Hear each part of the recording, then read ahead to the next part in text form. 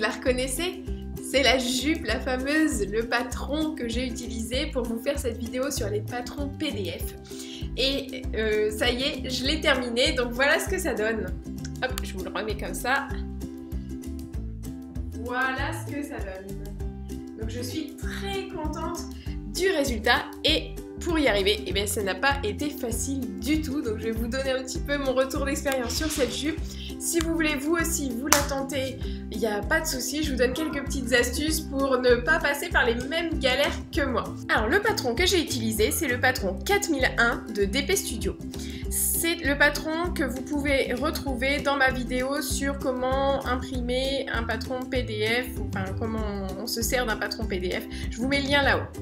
Je m'en suis également servi pour la vidéo d'après qui était sur les 8 choses à ne pas oublier quand on décalque son patron, les petits repères, etc. Donc, vous pouvez aussi regarder, je vous mets le lien là-haut. Donc effectivement, il y avait pas mal de petits repères, de choses à ne pas rater, etc. Il y a des pièces qui étaient dessinées dans un sens, il fallait les retourner pour avoir le côté gauche. Voilà, il fallait faire une seule fois. Enfin, je me suis un petit peu pris la tête sur les pièces, comment les découper et après comment les assembler, le côté gauche, le côté droit, voilà, des choses qu'on n'a pas forcément dans des vêtements qui sont symétriques, ce qui est le cas de la plupart des vêtements finalement. Donc cette jupe asymétrique était un petit peu compliquée, donc avec ces grandes pièces uniques. Et puis la deuxième chose qui était un petit peu compliquée pour moi, ça a été de thermocoller la ceinture, etc. parce que mon thermocollant était pas terrible. Donc j'ai encore, voilà, je vais vous montrer. Voilà, on a encore des petites bulles là qui restent. Donc voilà, je me dis que finalement, ce tissu-là se tenant bien, il n'y avait pas forcément besoin de thermocoller sur ce projet. Et j'ai perdu énormément de temps à faire ça parce que ça prend du temps de bien passer, le faire, etc. Bon, sûrement parce que moi, mon thermocollant n'est pas de grande qualité, encore une fois. Et puis, ouais, l'assemblage, je me suis pris la tête aussi, puisque voilà, ce côté gauche, droit, voilà, j'ai dû coudre et découdre les panneaux, et j'ai aussi cousu et décousu la ceinture qui avait aussi un côté long, un côté court, et donc il fallait que je retrouve gauche et droite.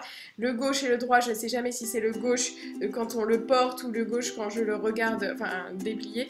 Voilà, donc je me suis pris la tête. Donc je vous le dis au cas où vous vouliez vous tenter cette jupe là qui paraît assez simple sur le papier mais en fait pas vraiment en fait. Je me suis dit une jupe portefeuille c'est pas bien compliqué, et bien en fait un petit peu celle-ci, enfin en tout cas moi je me suis pris la tête, donc je vous partage ça. Deuxième chose, oui, c'est aussi, on peut se prendre la tête parce qu'on est un petit peu fatigué. Ça m'arrive souvent où je me pose beaucoup trop de questions et à la fin je finis par faire le mauvais choix. Ça c'est clairement un signe de fatigue ou c'est que j'ai cousu trop longtemps. Ça c'est un petit conseil, si vous voyez que c'est la galère, faites une pause et des fois quand on vient, on comprend même pas pourquoi avant c'était la galère puisque ça roule tout seul. Donc ça je vous le conseille fortement, quand ça ne veut pas, on fait une petite pause et on y revient après. Dernière chose sur ce modèle, alors là hop, je vais vous montrer comme ça, c'est que ça, les finitions là ont intérêt à être jolies puisque ça va se voir en fait dessous. Donc là notre angle il faut qu'il soit bien fait et nos finitions, il faut qu'elles soient jolies parce que effectivement, je vous le remets. Voilà, non, c'est voilà, là on va le voir en fait de ce côté-là, à l'intérieur.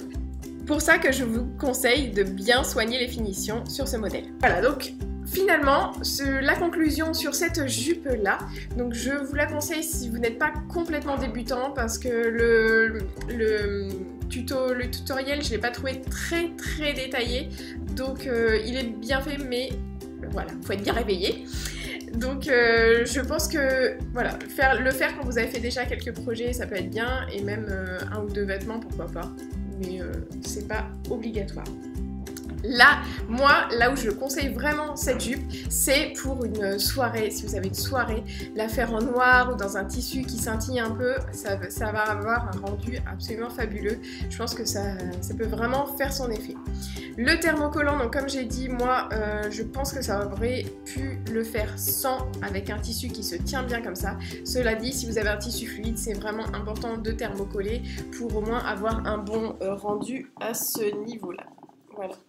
Ma bouteille qui fait du bruit. Voilà, donc j'espère que cette vidéo pourra vous aider si vous étiez intéressé par ce patron-là. Je vous retrouve dans d'autres tutoriels qui vont être plutôt ultra débutants. Si vous voulez recevoir toutes les prochaines vidéos, abonnez-vous à la chaîne. Cliquez sur la petite cloche pour recevoir les notifications. Et encore mieux, vous pouvez recevoir les vidéos directement dans votre boîte mail. Tous les mercredis, je vous fais un résumé de ce qui est sorti dans la semaine, des astuces que j'ai trouvées, de l'inspiration qui m'a bien plu, que j'ai envie de vous partager. Donc pour ça, cliquez sur le lien qui est sous cette vidéo, dans la description de cette vidéo. Vous inscrivez au mail du Club Couture de Charlène et vous recevrez ce mail tous les mercredis. Je vous retrouve très vite dans un nouveau tuto, à bientôt.